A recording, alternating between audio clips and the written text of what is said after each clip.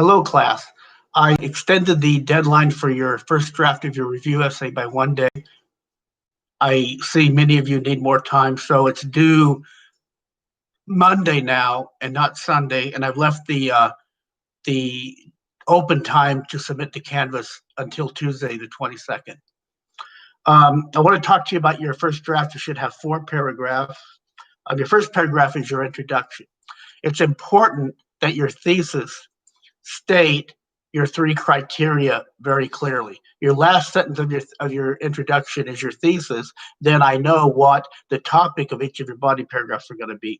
Most of you have done that really well, and I've really felt you've done some very good first drafts of your reviews. When you do your criteria, remember you want to discuss your criteria in a way of showing how it positively or negatively connects to the reader, or the reader will enjoy it or form opinion about it.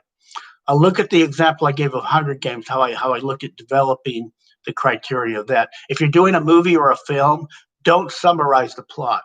Talk about the plot in terms of how it connects to the audience and how the audience basically gets into it, how successful it was with the audience. There's a difference between a good movie and a bad movie. No one believes The Rock single-handedly saves everyone in the earthquake.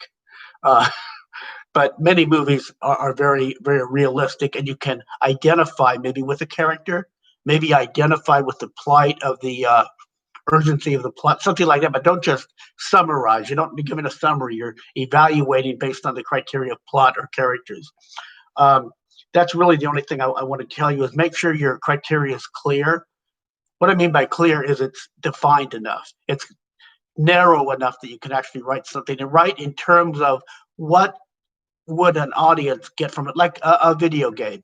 We all know a video game has graphics and play structure, kind of a story that you go through the game, but what is it that your average gamer is looking for? You don't want to just go over and go through the game again for them. That doesn't help them. You want to tell what is it about this version of the game that really supports what a gamer is looking for and what they really are looking for in a game. Maybe the realism, maybe the difficulty of getting through the game, maybe the fact that the choices and the abilities of the gamer to engage in the game is much better and creates more of a realism than previous versions of the game. So think in terms of satisfactory explanation to the audience so they go, wow, well, maybe I'll look at this movie or buy this video game or read the book. So don't just start summarizing. That's not what you're doing in a review. Now, several of you have asked me about sources. Don't worry about it right now. We'll go into that next week. I have from the library a video instruction, several video instructions that the library put together. They're really good. They're really cool. I'm going to post those Monday. So next week we'll be working toward your final draft from your first drafts and integrating sources. And the library put together a pretty good presentation, very good presentation on finding sources, looking at library databases, and I'll be providing some help with, you can use in this paper really either MLA or APA. It doesn't matter. If you're more comfortable with MLA, you did in high school, that's fine. You can use whatever citation system, and you can run it by me if you need to. You know, if you want to run by or need some help with your formatting of your works cited or references page, that's perfectly okay. To that end, I'm considering, like I'm moving the due date 1 day for the draft. I'm not beyond moving the due date of your final draft up some, because due dates are just crap if they just are due dates. The point is to give you the opportunity to do your very best work, which you're doing, and to turn in the best paper that you can.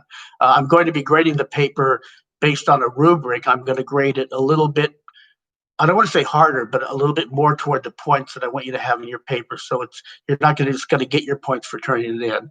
Okay, but you're doing a really good job. And I realize it looks like you need a little bit more time for your first drafts. Also, the commentary that you gave on the Emily Dickinson poem was really good. some of you did some really, really great observations. One of my favorite poems, and one of my favorite ways of looking at how the word criteria is used in a piece of art, in a poem.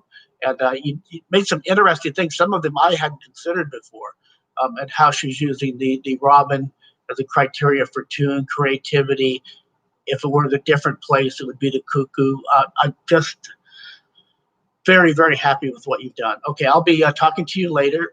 Just give you a heads up on that, and we'll get some library things for you to look at. There will be a Google form for you to fill out, chime in to me, and you'll get some points for doing the library exercises also next week. Okay, thank you, and have a good weekend.